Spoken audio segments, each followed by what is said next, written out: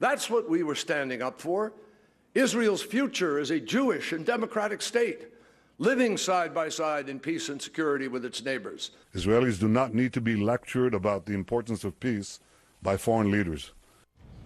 Secretary of State John Kerry responding to Israeli criticism of the U.S. abstention from a vote condemning Israeli settlement construction, saying it was in the interest of preserving the two-state solution, to which Israeli Prime Minister Benjamin Netanyahu expressed disappointment. It is time now for our Sunday group.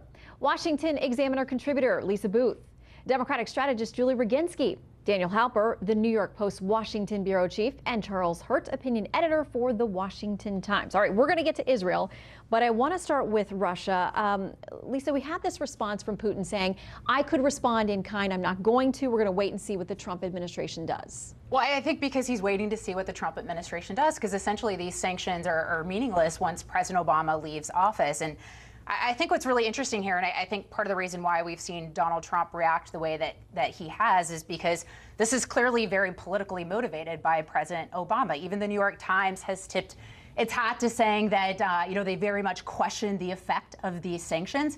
And I think it's very much being done to, one, delegitimize Donald Trump's victory, and also to try to box him in on Russia as well in foreign policy as he comes into office. And so, I mean, you look at the fact that Russia had hacked the Joint Chiefs of Staff unclassified email server, 4,000 military and civilian personnel. Also, the fact that China hacked compromised 22 million Americans' security information, as well with OPM. And what was the reaction from the president? But somehow this is what elicited a response from President Obama. So I think Donald Trump's looking at this and thinking that it's very much political. Well, and Daniel, does it create an issue for his nominee for Secretary of State, Rex Tillerson, in that he's been very vocal against sanctions, saying in many cases they don't work, and obviously lobbying against them where they would affect Exxon's business interests, where he is currently the CEO. Now he's going to have to answer more questions about that, it seems, going into a Senate confirmation hearing. Certainly. I think you can expect Democrats on Capitol Hill to request all communications between him and his company and Russia. And for the last 10 years or something extraordinary, where you're going to try to get as much information out of him as possible. This is going to be a real issue going forward. I think it's not just that President Obama and President Trump are positioning. You can see in the response by Vladimir Putin and by Benjamin Netanyahu in Israel, you're seeing world leaders really shift their attention.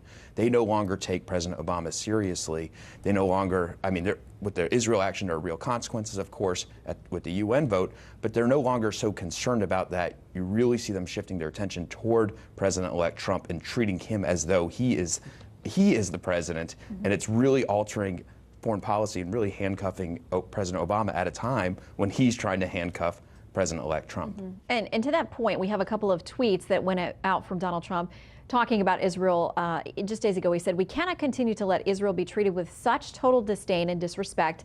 They used to have a friend in the U.S., but not anymore. The beginning of the end was the horrible Iran deal, and now this UN, exclamation point. Stay strong, Israel, January 20th is fast approaching, exclamation point." The Prime Minister tweeted back, "President-elect Trump, thank you for your warm friendship and your clear-cut support for Israel." Charles, also with an exclamation point.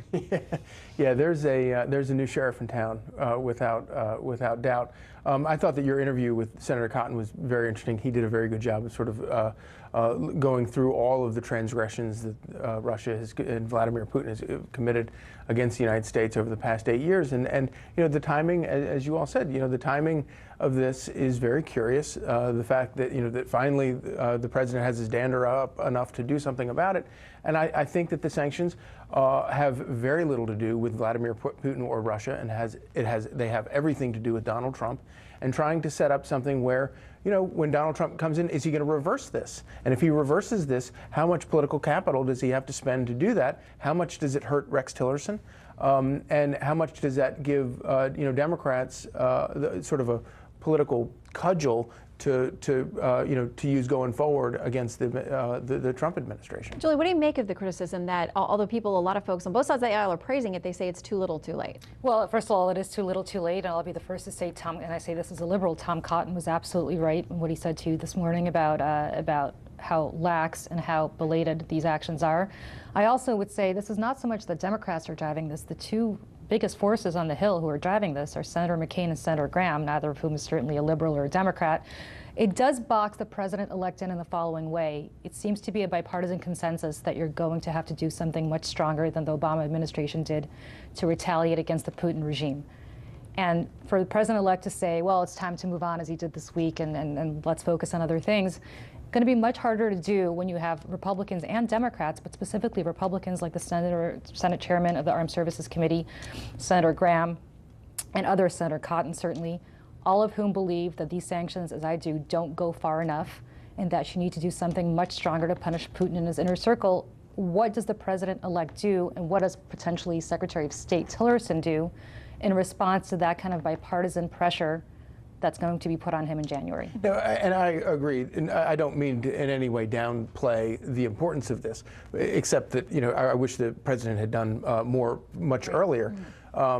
But you know, President-elect Trump did make a key part of this election about this effort to work with Vladimir Putin to combat terrorism. And I agree that the guy is he's an unsavory character, and I don't want to. I would like it if we didn't have to do anything with him. But that was that was a major part of his campaign, was to do that. And if that's what how he wants to focus that relationship, I don't know it's been settled, at least. All right, but may I say something about that real quickly? Sure. Because you have the president-elect coming in saying he wants to work with Vladimir Putin. In 2000, George Bush came in and said, I looked in Vladimir Putin's eyes, I saw his soul. You had Hillary Clinton with the reset. He will learn very quickly, I hope, as his predecessors did on both sides of the aisle, that this is not a man we can work with, that this is a man that will exploit every single weakness that he perceives the president to have in order to further his own agenda economically, domestically, and internationally. And as a result, the faster the president-elect understands that this is not somebody you can work with to stem terrorism, when he in fact is fomenting terrorism in places like Syria by working with Iran overseas, is the faster that happens, the faster the president-elect can get on with actually punishing Putin for what he has. I want to make sure that we touch on Israel as well and what happened at the UN. From Facebook, we have Hal Woodstein, who said, what possibly did the Obama administration believe they could accomplish by taking this action less than a month before the newly elected president takes over? Lisa. Well, I mean, he's changing U.S.-Israeli policy, essentially. That's what's happened from this UN resolution. It's going to be very difficult for the United States to try to reverse it. So I think President Obama is trying to leave a lasting legacy regarding foreign policy by the abstention from that vote. But I think what's deeply disturbing is Secretary Kerry had said during his speech that the abstention is representative of U.S. values. And I think that really underscores sort of the distorted viewpoint of the Obama administration and their foreign policy throughout President Obama's presidency, in the sense that even Steny Hoyer has said that the resolution tips the hand of the Palestinians. So we are essentially tipping the hand of, you look at the Palestinian Authority, and 10% of the budget goes towards supporting and paying terrorists and their families. The same to be said for the fact that you look at the Iran deal, lifting sanctions for Iran, helping Iran rebuild their economy. Again, the largest state sponsor of terrorism. So I think in view of the Hamas spokesperson who is saying that they appreciate the resolution, who's praising the resolution. So I think it is deeply disturbing that President Obama and this administration thinks that is representative of American values, when we have repeatedly propped up and helped these countries that support terrorism around the country, but yet we turn our back on Israel. We turn our back on our friend. And as Benjamin Netanyahu said, this was an ambush attack, and he called it a declaration of war. And I find that very deeply disturbing, that somehow the administration thinks this is representative of American values, because it is not. Quick final word to you, Daniel. The Obama administration is not delusional enough to know that this will suddenly bring about Middle East peace. It is about changing the direction of the Democratic Party, repositioning President Obama's legacy, and repositioning the Democratic Party going forward. All right. And we'll talk about the Democratic Party with the panel when they return, but we've got to take a break here.